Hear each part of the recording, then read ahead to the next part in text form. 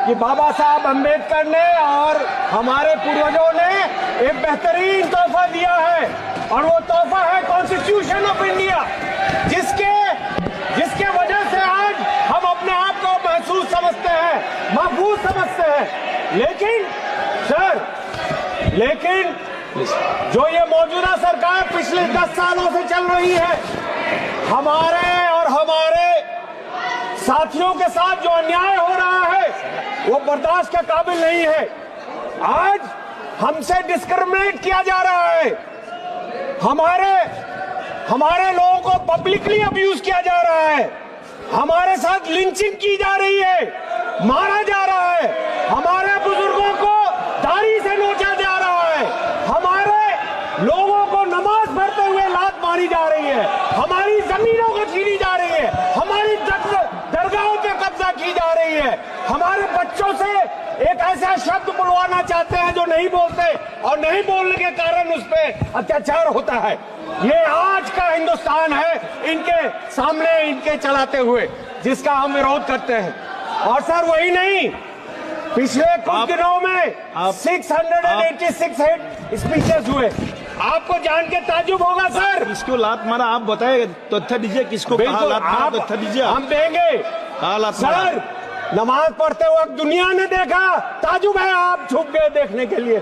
Sir 686 hate crimes हुए हैं पिछले वारदात, लेकिन उनमें से हेट मॉन्गर्स के खिलाफ कुछ भी नहीं किया इस मौजूदा सरकार ने। और किसके खिलाफ कर रहे हैं कार्रवाई? उनके खिलाफ जो विसल ब्लोअर हैं, उनके खिलाफ जो न्यूज देते हैं, सोशल मीडिया कहता है। मीडिया तो बिका हुआ हम सब जानते हैं, इन्हीं के कंट्रोल में है।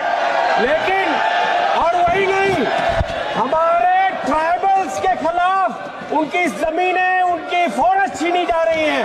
10,000 से ज्यादा केसेस दिए गए उनके। सर हमारे 2011 के सेंसस 2011 के सेंसस के हिसाब से 12.2% मुसलमानों की आबादी है। और आपको जान के ताजुब होगा कि 54 मिनिस्ट्रीज में 11,131 ऑफिसर्स में मुसलमान सिर्फ 171 है, जिसका परसेंट 1.6 है। यहाँ हमको जो हमारे हिसाब से मिलना चाहिए वो नहीं मिलता।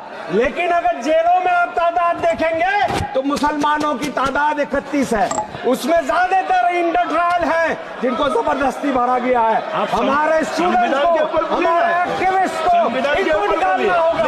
पिछले 10 सालों में हमने देखा, पहले राइट्स हुआ करते थे, ये अब राइट्स मैन्युफैक्चर करते हैं, लोग बुला के भेजते हैं। और अब संभल में हमने देखा, जब लोग नहीं मिल रहे तो प्रशासन ने गोली चलवाई।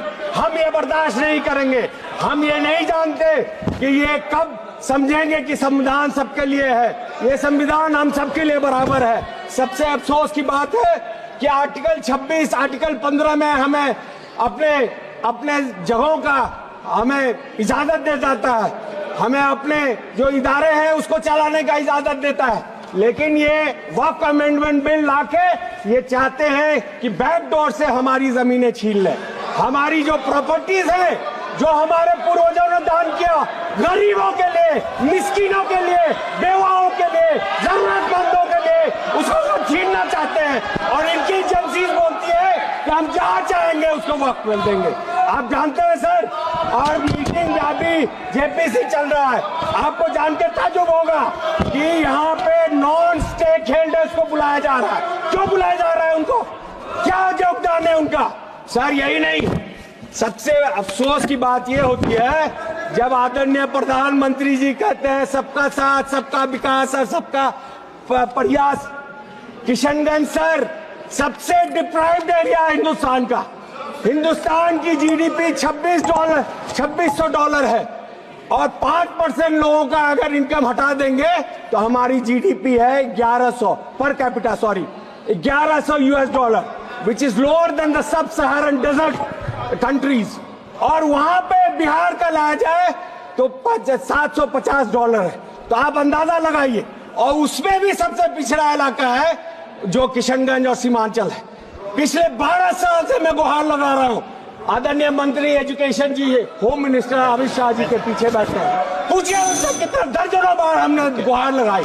जो यूपीए आप सरकार समाप्त ने, कीजिए। मनमोहन सिंह जी ने, सोनिया गांधी जी ने तोहफा दिया, आप उसमें अभी तक क्यों फंड नहीं दे रहे? धन्यवाद जी। क्यों कहते हैं कि हमारा श्री अभिजीत 50 गंगोपाध्याय जी। रहेगा? आप चाहते हैं कि सिर्फ हम मजदूरी माननीय करें? सदस्य अभिजीत क्या आप गंगोपाध्याय नहीं जी। चाहते हैं कि हमें तालीम मिले? आप समाप्त कीजिए, क्या आप नहीं चाहते हैं कि हिंदुस्तान के ग्रोथ में हमारा अभिजीत गंगोपाध्याय जी।